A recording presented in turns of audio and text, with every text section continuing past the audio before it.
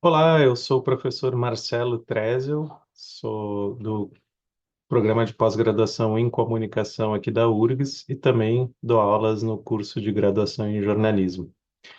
O- Nesse encontro, eu vou abordar o texto jornalístico voltado para a divulgação científica. Então, a ideia aqui dessa aula é explicar um pouquinho sobre a relação entre comunicação, divulgação científica e jornalismo científico.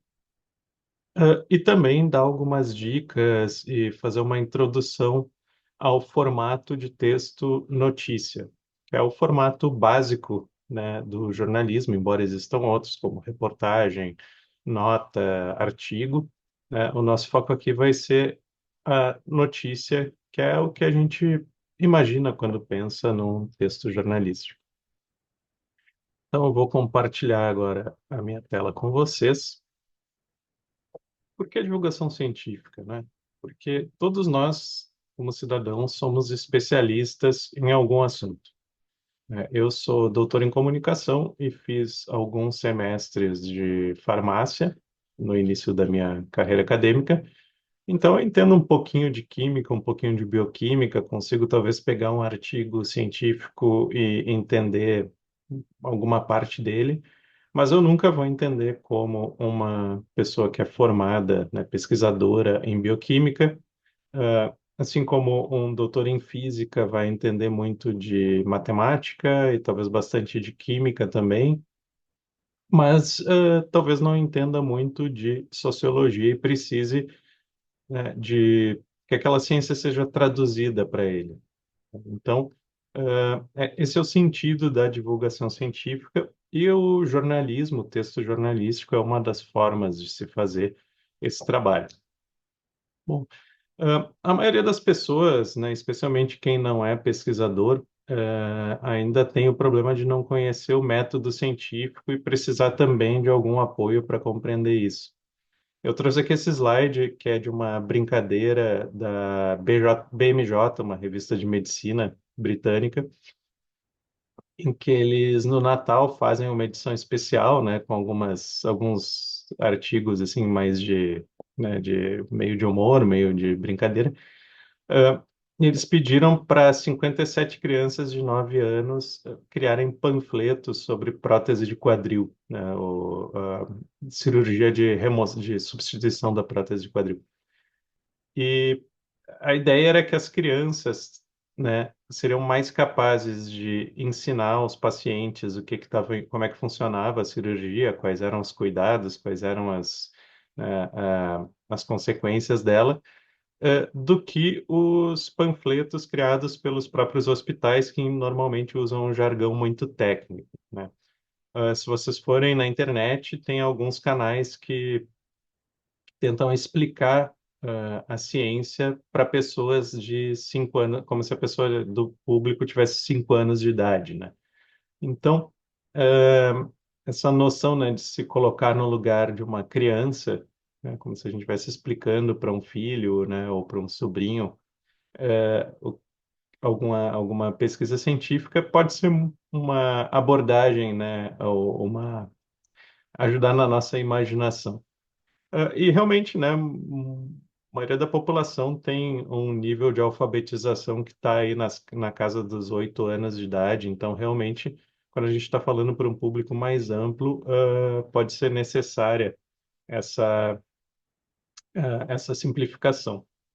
O grande desafio, claro, é simplificar sem perverter, né, a informação, sem perverter o conteúdo. Bom, mas então, o jornalismo científico, ele está vinculado à divulgação científica, que não é a mesma coisa que a comunicação científica. Minha colega da Ciência da Informação, professora Samile Vance, né, ela vai dizer que a comunicação científica são aquelas atividades que nós, pesquisadores, estamos acostumados, né? Ler artigos científicos, produzir artigos científicos, teses, relatórios para compartilhar com os nossos colegas, apresentando resultados das nossas pesquisas ou fazendo alguma discussão teórica.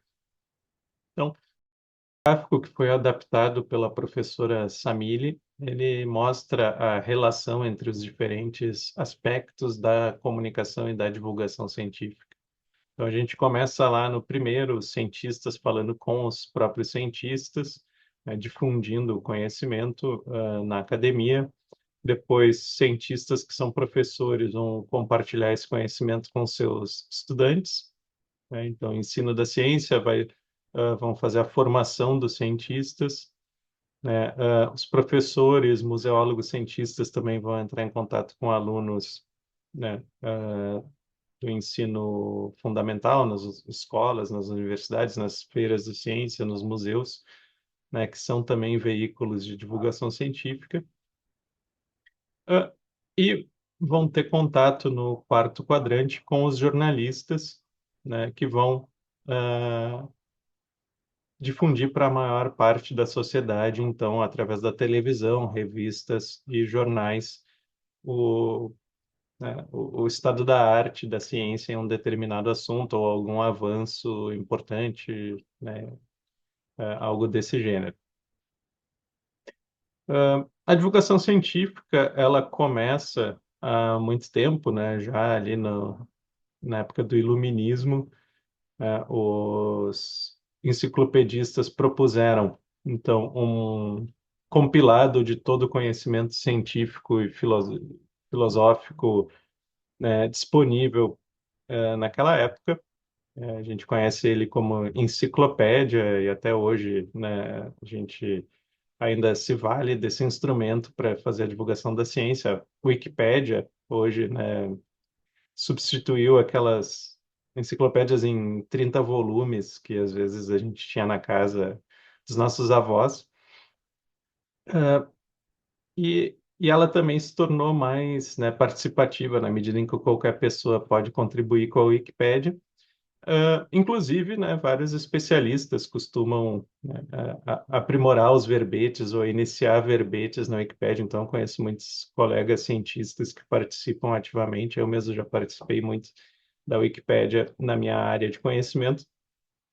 Então, é uma tentativa, né, à medida que o conhecimento foi se tornando volumoso demais para se colocar em uma coleção de livros, a gente teve que apelar para essas outras ferramentas, né, mais escaláveis. Aqui um exemplo de museu, né? Na verdade, esse é um gabinete de curiosidades, que era algo também muito popular ali na época do Iluminismo, na Era Moderna. Então, eram pessoas que recolhiam de navegadores, né, ou faziam expedições elas mesmas e traziam, então, elementos de história natural e criavam uma sala na sua casa, por exemplo, onde elas faziam uma exposição disso, né, para a população local. E também as palestras eram até ali o século XX, ou até um pouco antes do início da televisão e do rádio, uma outra maneira de divulgação científica muito comum. Aqui a gente tem uma palestra do Nikola Tesla nos Estados Unidos, explicando suas descobertas científicas. Então, a divulgação e a comunicação científica, elas sempre foram um esforço, né? E agora, hoje em dia, a gente tem outros instrumentos, né, para fazer isso, desde o início, então, da mídia de massa, né, no século XX. Bom, a comunicação científica, ela se diferencia da divulgação científica, né, no perfil do público-alvo, no nível do discurso empregado e na natureza dos canais de veiculação, segundo o Bueno. A divulgação científica ela vai ter por objetivo democratizar o conhecimento e contribuir para a alfabetização científica, né? E o jornalismo científico, de novo, ele vai nascer, então, tá incluído nesse âmbito da divulgação. Algumas funções da divulgação científica são democratizar o conhecimento, então já foi falado ali, promover a alfabetização científica, fomentar o espírito crítico na população, algo que se torna cada vez mais necessário aí nessa segunda década do século XXI. Vacinar o público contra boatos e notícias falsas, então essa é uma outra função recente, talvez, da divulgação científica, né, que é combater esse contexto em que a gente se encontra de desordem informacional, e informar a sociedade a respeito de avanços da ciência que possam orientar as atividades cotidianas, que talvez seja o aspecto mais importante, né, dessa divulgação. O jornalismo científico, então, ele vai seguir uma ordenação diferente do texto, do texto acadêmico, né?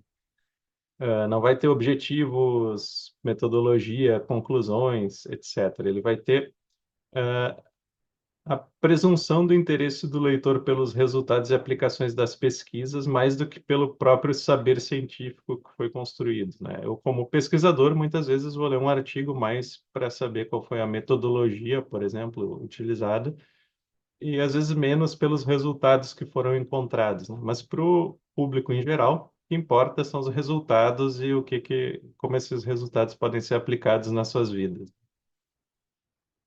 Ahn, então, aqui Grillo e Olímpio vão dizer, né, que o parágrafo ele se constitui na principal articulação composicional da reportagem, sendo que cada parágrafo pode sintetizar o que corresponderia a uma seção inteira de um artigo científico. Então, já estão aqui apontando, né, que o texto noticioso ele vai ser muito mais restrito, muito menor, limitado do que um artigo científico. Então, evidentemente, se a gente tem que reduzir um texto de, digamos, 30.000 caracteres, 40.000 caracteres, para 2.400, 3.000 caracteres, que é o tamanho médio de uma notícia, né, em um jornal impresso, já se vê que algum nível de simplificação vai ser exigido. Então, alguns veículos que talvez vocês conheçam, né, de jornalismo científico, talvez o melhor do Brasil seja a revista Pesquisa FAPESP, né, que é tão interessante para não só para cientistas, mas para fazer um trabalho tão bom assim de divulgação que inclusive muitas pessoas que não têm relação com a academia assinam essa revista. Aqui na URGS a gente tem o nosso jornal da universidade, que também vem fazendo um ótimo trabalho de divulgação científica. Inclusive, né, aqui vocês como pesquisadoras da universidade, quando tiverem resultados a reportar, eu incentivo muito que entrem em contato com a Secretaria de Comunicação, né, porque eles estão sempre atentos aí ao que pode render alguma notícia, alguma reportagem para o Jornal da Universidade, e também podem ajudar a disseminar para outros veículos de imprensa, né, aqui no Rio Grande do Sul e no Brasil. Então, nós não necessariamente como pesquisadores aqui da URGS, precisamos nós mesmos sempre criar nossos textos, vídeos e áudios. A gente pode e deve, né, se valer também da Secretaria de Comunicação, que, né, tem essa função, no fim das contas. Livros, né, também são uma forma de divulgação científica já bastante antiga e bastante popular. Então, eu trouxe aqui o Marcelo Gleiser e o Siddhartha Ribeiro, que são dois autores brasileiros, né, que fazem divulgação científica muito bem. Quando eu era mais novo, a gente tinha super interessante a Galileu. Eu tenho a impressão, não sei direito, acho que nenhuma das duas revistas existe no formato impresso mais, mas também é super interessante, e, sobretudo que eu já sou um pouco mais velho, né? Então era a que tinha quando eu era bem, bem novo. Me fascinava muito e, né, me despertou assim muito para a carreira acadêmica, para a carreira como cientista. Na internet também, né? Hoje a gente tem veículos como a revista Piauí, que inclusive tem uma coluna da Meg Rodrigues, né, que é uma coluna voltada para jornalismo científico, mas vários outros jornais têm editorias de ciência, né? Ou às vezes mais de saúde, né? Mas costuma ter alguma coisa de ciência ou educação. E mais recentemente surgiu uma agência de assessoria de imprensa focada em academia, em universidade, que é a Bori. Ela teve patrocínio do Instituto Serra Pilheira. E eles, então, o que que eles trabalham com cientistas que estão, né, com alguma descoberta para ser publicada, com algum artigo para sair num periódico internacional, por exemplo, e preparam todo o material de divulgação dessa pesquisa. Então, é um trabalho muito interessante. Inclusive, eu recomendo, né, que quando vocês terminarem de assistir essa aula e vão começar talvez a fazer, né, cumprir alguma tarefa de produzir um texto noticioso, que deem uma olhada no que tem disponível de textos na agência Bori, deem uma lida, porque eles oferecem um ótimo modelo de notícia, né? E às vezes de reportagem também, mas principalmente de notícia baseada em estudos científicos. E temos também as redes sociais, então o canal Nunca Vi um Cientista, né, também é bastante famoso, e opera no YouTube, trazendo vídeos, né, com explicações sobre variados, né, variados assuntos relacionados à ciência. A Melanie Dutra também, né? É, e uma prata da casa e também vem fazendo no Twitter, em outras redes aí, o trabalho de divulgação na área de biomedicina, neurociência. E temos no Instagram aqui um outro exemplo, Igor Eckert, né, que faz principalmente divulgação de estatística, né? Ele discute muito a validade estatística, né? A força das descobertas de um determinado artigo, e explica muito bem como a gente, que conclusões a gente pode tirar dependendo, né, da metodologia de cada artigo. Então, para quem quer ver como explicar a metodologia de uma maneira compreensível para o público em geral, esse aqui é um canal bem interessante também.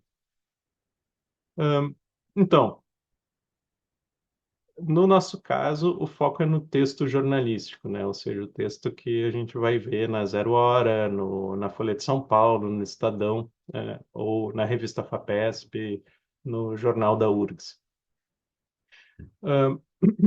O texto jornalístico básico é a notícia, né? Então, ela é primariamente o que? O relato, né, de forma expositiva e com linguagem referencial e impessoal, de um fato ou de uma série de fatos, começando sempre pelo mais importante e indo para o menos importante, com o objetivo de informar sobre as transformações, os movimentos, né, as enunciações observáveis no mundo. Então, o objetivo é informar a sociedade sobre os acontecimentos. O que é um acontecimento? Isso é algo difícil de definir, né?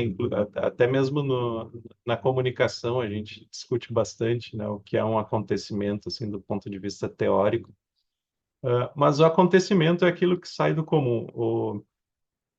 A metáfora mais famosa é que se um cachorro morde uma pessoa, isso não é a notícia. Agora, se uma pessoa morde um cachorro, aí a gente tem uma notícia porque é algo que, né, sai do normal.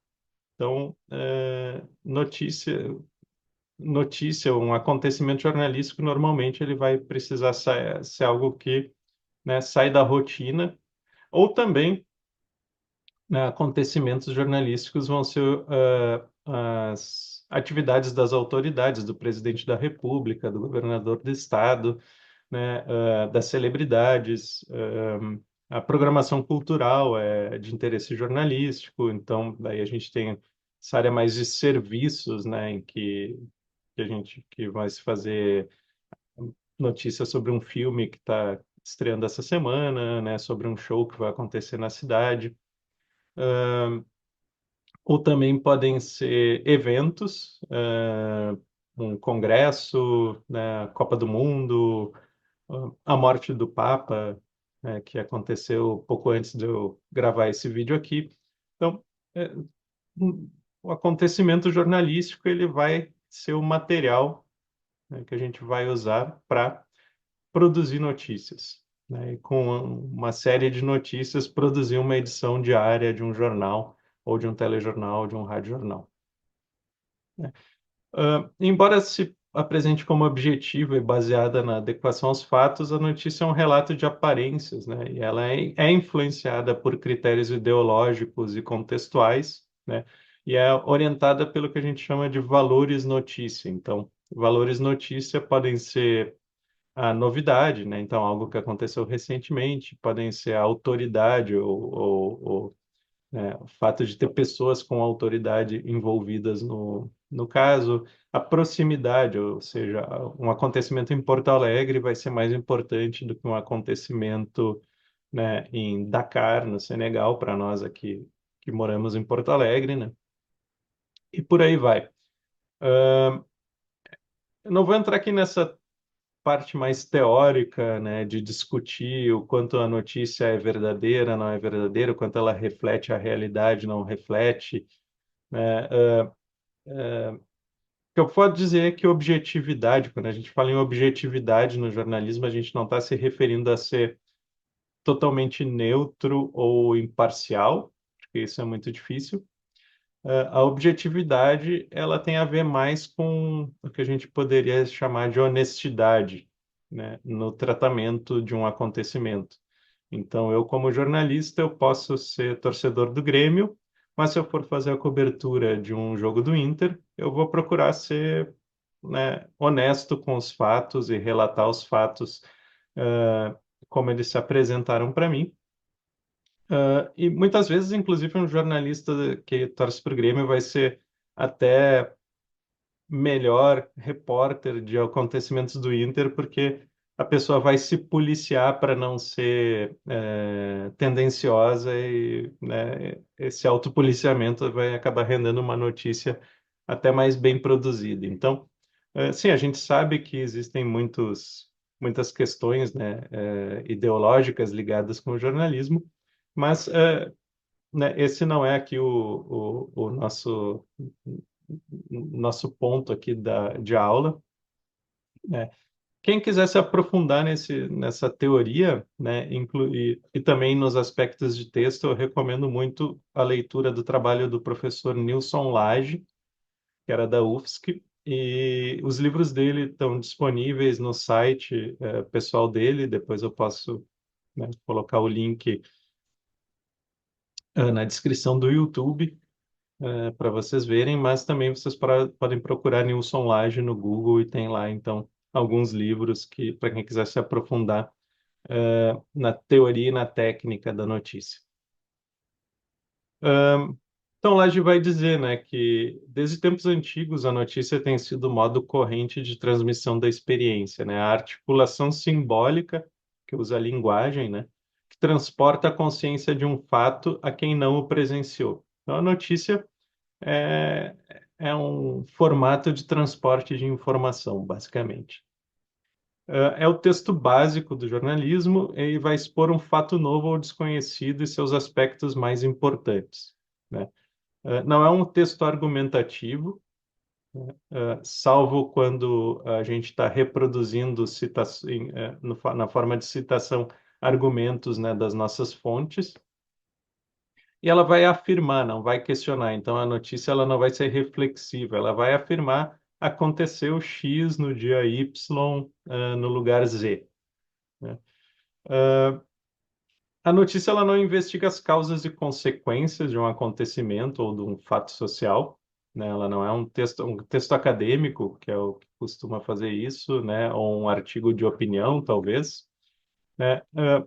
Embora ela possa resultar de uma investigação. Então, eu, como repórter, posso realizar uma apuração, né, fazer jornalismo investigativo, ir atrás de documentos, de depoimentos, para noticiar um caso de corrupção, né? Mas não necessariamente, inclusive, isso vai transparecer no texto, né?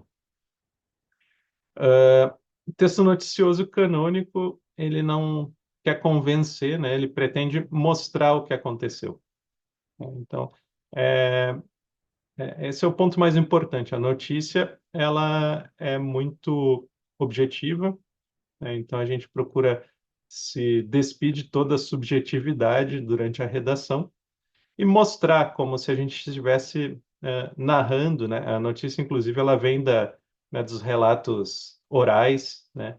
Então ela vai mostrar, tentar mostrar narrativamente para quem está lendo o que aconteceu em um determinado lugar distante ou num tempo, né, distante, algo que a pessoa não testemunhou. E para isso a gente vai falar com testemunhas, se nós mesmos, como repórteres, não testemunhamos, né, os fatos, nós vamos falar com pessoas que testemunharam e tentar criar, né, o quadro mais completo possível para passar para os nossos leitores. O texto em si, né? A gente vai sempre ter um título que é um título não tão assim poético ou vago quanto um título de artigo de opinião, né? Então, artigo de opinião pode ter um título: a corrupção prejudica o Brasil, né? Num título de notícia, nós vamos ter que ter algo mais, né? Em geral, ele vai ter um verbo, então alguém ou algo aconteceu, ou alguém está fazendo alguma coisa, né? Então, um exemplo de notícia para ficar no tema corrupção seria, ah, por exemplo, Secretaria de Educação da Prefeitura de Porto Alegre comprou milhões em livros que nunca foram usados, né? Isso é um título noticioso. Então, esse título ele também tem que chamar a atenção do leitor quando for possível, nem sempre é. Por quê? Porque às vezes, para chamar a atenção, seria preciso distorcer os fatos, né? E a gente procura evitar isso no jornalismo. Então, a notícia ela vai ter um primeiro parágrafo chamado lead, que vai responder a perguntas básicas como o que, quem, quando, onde, se possível, né? Vou oferecer um gancho. Gancho no jornalismo é algum evento, alguma coisa que algum assunto corrente na sociedade com que a gente possa fazer uma conexão para valorizar aquela notícia. Então, se a gente vai a um evento sobre mudanças climáticas, nós podemos oferecer como gancho, por exemplo, o aniversário de um ano das enchentes que atingiram o Rio Grande do Sul em 2024. Então, esse seria o gancho, né, de uma palestra sobre clima, agora em abril de 2024, que é quando eu estou gravando esse vídeo. Os parágrafos subsequentes da notícia vão explicar como e por que, né, aquele acontecimento se deu, usando entrevistas, dados, referências, descrições e outras informações de apoio. A narrativa vai ser escrita em discurso indireto, né? Então, não na primeira pessoa, por exemplo, eu fui ao estádio do Grêmio, não. Vai ser no discurso indireto. Ah, Neste domingo, o Grêmio e o Inter disputaram uma partida pelo Brasileirão, né? Então, sempre possível nesse sentido.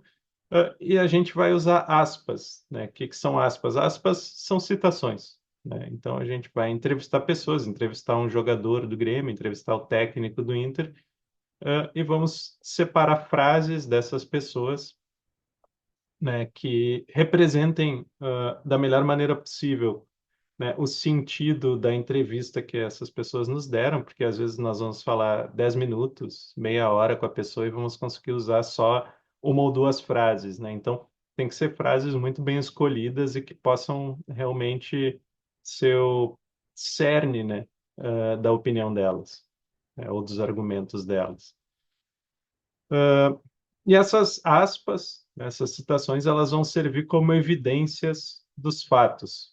Então, vão estar na notícia para como prova de que aquele acontecimento realmente se deu, né? Ou como prova de que né, um determinado grupo tem uma opinião X a respeito daquele acontecimento, enquanto o outro grupo tem a opinião Y. Os verbos vão estar sempre no tempo presente em uma notícia, nunca no tempo pretérito, né? Só em raras exceções a gente vai usar o tempo pretérito, mas como regra geral, coloca em todos os verbos sempre no presente, E as frases também sempre, de maneira geral, na ordem mais direta possível. Então, a gente procura sempre, num texto noticioso, evitar o beletrismo. O objetivo da notícia é informar, né? E informar com o menor atrito possível para o leitor. Então, nós temos sempre que nos preocupar em usar a linguagem mais simples, né? O que não quer dizer uma linguagem simplória, necessariamente, mas sempre procurar os termos e as construções de frases o mais simples possíveis que a gente puder usar. E se a gente estiver fazendo uma notícia para a internet, né, é sempre bom a gente incluir a URL do artigo científico, ou da tese, ou da gravação de um evento sobre o qual a gente estiver falando, para que as pessoas possam se aprofundar caso elas desejem, né? Então, em textos para a internet, a gente pode ainda lançar mão desse material de apoio, né, através dos links. Bom, esse é um modelo que a gente usa bastante na faculdade de jornalismo, né, que é a pirâmide invertida, que é o modelo clássico de notícia. Então, a gente vai ter no topo, né, que ali tem a maior área, o lead, que é o primeiro parágrafo. E esse é o mais importante, né, esse parágrafo, porque ele vai sintetizar a notícia. Todos os aspectos relevantes do acontecimento precisam estar no lead, e, em geral, esses aspectos vão ser quem, o que, quando, onde, como, por quê, às vezes, né? Porque normalmente acaba ficando até para o segundo parágrafo. Então, um lead vai ser, às vezes, muito simples, né?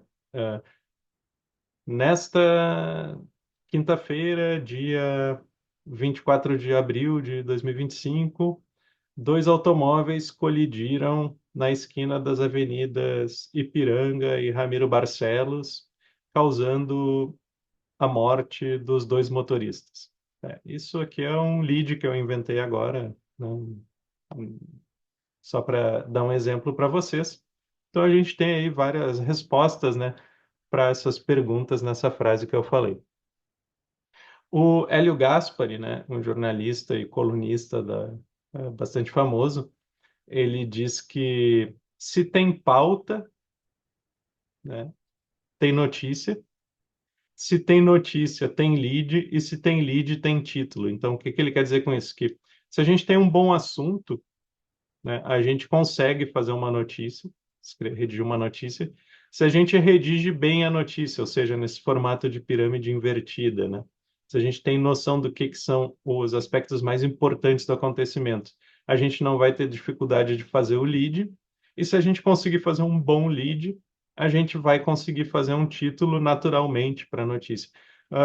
Os meus alunos na faculdade de jornalismo, eles tem alguma dificuldade sempre de produzir o lead e produzir o título. Por quê? Porque realmente não é um tipo de texto assim tão simples quanto pode parecer. A gente acha que porque a gente lê notícias, né, às vezes diariamente, nos parece algo muito simples e que, né, é muito fácil de fazer, talvez até. Mas quando a gente precisa transformar de fato um acontecimento, né, conseguir identificar nele os principais aspectos, né, para redigir uma notícia e para fazer o lead, a gente começa a perceber que o difícil mesmo é identificar quais são as características de um acontecimento que são as mais importantes para o público, né? Ou para o interesse público, principalmente. Então, é algo bastante especializado, né? E mesmo quando a gente sai da faculdade, vai para uma redação de jornal, a gente ainda tem frequentemente muita dificuldade de fazer um bom lead, um bom título, mas é algo, né, que a gente pega com experiência. Então, ler notícias e analisar, assim, do ponto de vista da estrutura também é bastante útil para pegar um pouco o jeito de fazer isso. E outra coisa importante, né, o texto jornalístico ele até é bastante simples de fazer, né? Tanto que foi um dos primeiros textos produzidos convincentemente por inteligências artificiais. Ele segue sempre a mesma estrutura. Então, se eu der para o ChatGPT, por exemplo, as informações básicas de um acontecimento, ele vai ser mais do que capaz de criar um texto noticioso em cima dessas informações. Mas o problema é justamente eu saber quais informações dá para uma IA generativa produzir o texto noticioso, por exemplo, né? É, Como eu disse antes, essa é a dificuldade, né? Uma dificuldade de cognição, de percepção, né? E não uma dificuldade de redação. Então, depois do lead, a gente vai ter informações que complementam o lead, como eu disse antes, normalmente vai ser o porquê do acontecimento. E a seguir vai ter detalhes de importância mediana e depois os detalhes secundários. E por que que esse formato de texto foi criado, né? Ele foi criado para que, na época do jornal impresso ou mesmo até hoje em dia na TV, se fosse necessário cortar um texto de, digamos, 4.000 para 2.000 caracteres, porque entrou uma notícia mais importante ou entrou um anúncio naquela página, o editor não precisaria falar com as fontes de novo, redigir todo o texto novamente do zero, né? Bastava cortar ali os parágrafos necessários e o texto ia continuar fazendo sentido, mesmo se fosse cortado ao meio, né? Então é uma questão realmente de processo industrial, né, que levou à criação do texto notícia. É que eu trouxe uma frase do Zinsser, que tem um ótimo livro a respeito de redação, né? Redação de todos os tipos, mas que se aplica à jornalística, né? Que é quem é o leitor, né? Essa criatura tão esquiva. O leitor é uma pessoa que dispõe de cerca de 30 segundos de atenção, uma pessoa assediada por inúmeras forças que competem entre si por atenção. Então, o importante quando a gente está redigindo um texto noticioso é não necessariamente ser sensacionalista para chamar a atenção desse leitor que tem pouco tempo, mas não desperdiçar o tempo desse leitor. Então, não começar o texto com lá uma divagação qualquer a respeito, meio poética, né? Que tem alguma ligação vaga com o acontecimento. Não, a gente entra direto no que aconteceu, direto no lead, né? De maneira bastante objetiva, porque o que a pessoa que está lendo uma notícia quer é se informar, ela não quer, né, necessariamente ler uma redação, um estilo de português maravilhoso, né? Se puder ter as duas coisas, melhor, mas... E tem jornalistas excelentes que conseguem fazer textos que são ao mesmo tempo super objetivos, mas também, assim, quase alta literatura, né? Mas a gente sempre sacrifica a beleza, né? Sacrifica a arte em prol da informação no contexto jornalístico. Então, essa é uma preocupação também que vocês precisam ter quando estiverem redigindo um texto noticioso. Algumas dicas de redação, então, são incluir frases que traduzam os fatos científicos de forma clara para leigos. Então, aqui, dicas de redação pensando assim em jornalismo científico, né? Contextualizar a pesquisa em relação ao estado da arte em poucas palavras, né?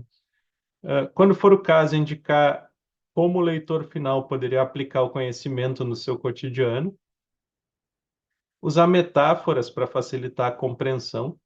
Então, metáforas são frequentemente usadas por quem dá aula, né, em escolas sobre ciência de física, de química, ou de história, mas em artigos científicos a gente não costuma usar tanto assim, mas para jornalismo científico é perfeitamente aceitável e algo que, né, pode facilitar bastante para o leitor.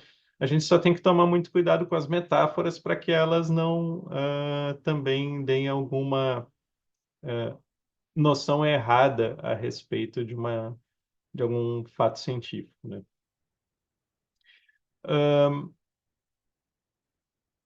E caso a gente vá fazer uma cobertura de uma pesquisa e a gente tenha a chance de ir até o laboratório, por exemplo, é sempre interessante fazer fotografias dos equipamentos, né, do ambiente onde o material foi coletado, ou às vezes os pesquisadores mesmos vão poder nos fornecer esse tipo de imagem, né, que vão materializar a pesquisa e além disso vão atrair a atenção né, e transmitir credibilidade. Gráficos, né, também cumprem bastante bem esse papel no jornalismo científico de ah, materializar números, né, e transmitir credibilidade. Então, essas são algumas dicas aí que ao longo da vida eu fui separando assim para quando eu vou trabalhar com notícias sobre ciência. E era isso, pessoal. Eu agradeço pela atenção. Aqui tem algumas referências, mas eu não vou, né, ficar aqui me prendendo muito nelas. Depois eu posso colocar isso na descrição do vídeo no YouTube e em outros locais. Eu agradeço a atenção de todas e de todos. Espero que essa aula ajude vocês a produzir um texto noticioso, né? Ou pelo menos apontar os lugares, bibliografias onde vocês podem se informar um pouco melhor e se aprofundar um pouco no assunto. E lembrando que, né, a notícia, ela, né, é um texto difícil, então difícil, não esperem na primeira vez que vocês vão redigir, conseguir sintetizar um acontecimento, né, ou um artigo científico da melhor maneira possível. É algo que a gente pode fazer a vida inteira e a vida inteira está aprendendo e se aprimorando. Mas com um pouquinho de treino, a gente já consegue se virar bastante bem, né? E, especialmente se a gente consome jornalismo, facilita bastante para a gente conseguir produzir texto noticioso. Então, de novo, meu obrigado e bons esforços de divulgação científica para todo mundo.